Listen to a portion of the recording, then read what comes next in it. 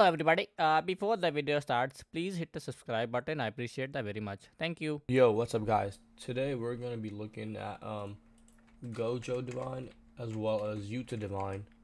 They have similar range and AOE style, so we're gonna be comparing to see who is not better, but more cost efficient and all that. One key note is that I have 3 limitless on my Gojos now. I just got him actually before I started recording, so just keep that in mind as we go into the infinite to see who is better. Alright, so we got some more again now, so we're going to continue upgrading Gojo. And after this one, he should get his limitless. Alright, so the first limitless, he goes from 69,000 to 75. That might differ from person to person depending on the passive you have or the curse passive you have from Sukuna Fingers. So keep that in mind, and that's why his range might be also lower or higher than some of you guys. Second one, he gets 75,000. This is what I'm normally used to, this upgrade right here, but then now we just unlocked the third upgrade, which allows him to do another extra 7k. So Gojo with 3 eyes plus divine plus certain types of Sukuna Fingers allows him to do this much damage, and as I said, he is barely hitting the spawn of Curse Academy Infinite as soon as they come out. And obviously with this unit, you want to put him on last, just so if a unit comes here, he's not shooting this way, he keeps shooting at a straight line. That way he does more damage as possible. And another thing, or one of the other bonuses of Gojo is his unlimited void, which stuns units for 8.5 seconds and doubles his damage by 100%, or it increases the damage by 100%, essentially doubling it.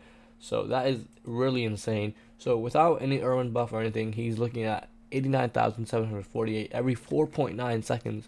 That is the key difference between Gojo and Yuta, as we will see, is their SPA.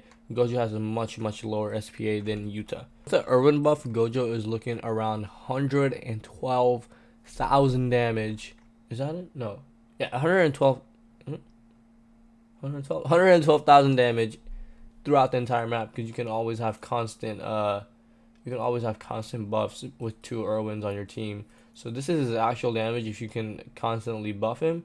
Because look, as soon as one runs out, you can use the other Irwin, and he's back at that. And with this too, he breaks 200,000 damage. Obviously, this is limited; it only lasts for 8.5 seconds, but he can do a lot of damage in short burst or a lot of damage over time. So he is a really strong unit, with or without divine. And now we are going to move on to Yuta. I actually place him over here because, as you guys will see, his range is so much more, not so much more, but quite amount more than Gojo's. So he can actually hit all the way from here and in the back if needed be for later rounds. So we're going to start upgrading him. The important ones is this Cursed Speech ability, which gives him a Kone AoE and increases lane by a little bit. And then the most important one is this Cursed Energy Blast, which doubles his damage, triples his SPA, and essentially almost doubles his range once again. So as you can see, that range is absolutely massive, and it's not even done yet. He still is increasing range, as you can see here. And with this unit too, you want to put him on last. Same with Gojo.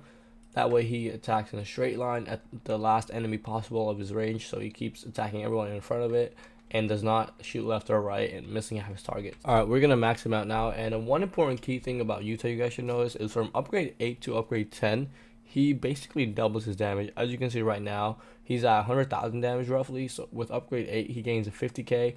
And with upgrade 9, he also gains another roughly 50k. So he basically doubles his damage. These guys are both max Divine Gojo and Divine Unique, and Divine Yuta.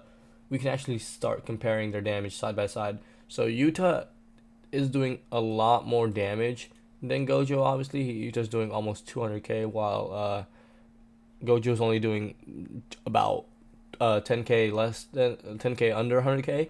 But the key difference is their SPA. Gojo attacks like 3 times before Yuta can attack.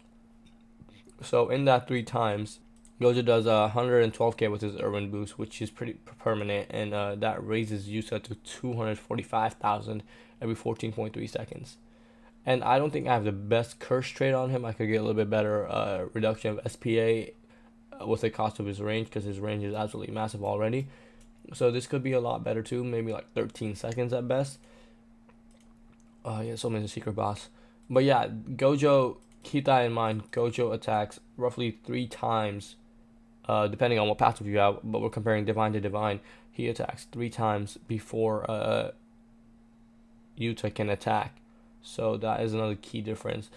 And if you want to compare range, range doesn't really matter on these units, because you always have them on last anyway, so they're not gonna be attacking here. But Gojo's is 47.7 and Yuta's is 65. He almost has 20 more range than Divine Gojo. So obviously, in terms of meta or whatever, these units are extremely meta for ground. The only downside of either of them is they can't hit air, so you need to bring like Miriam, Lightning Urza, Geto if you have him, Jalal if you have him, to your leaderboard runs or infinite runs or even story modes. Otherwise, you won't be able to clear the map. But other than that, these two units are one of the best units, that two of the best units that came out during update 6 and update 6.5 of Anime Adventures. So yes, they're must-have units, and Gojo has infinite potentials.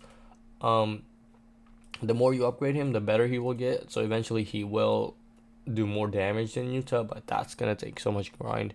But other than that, this has been Gojo versus Yuta, both divine, and I'll see you guys later. Peace out.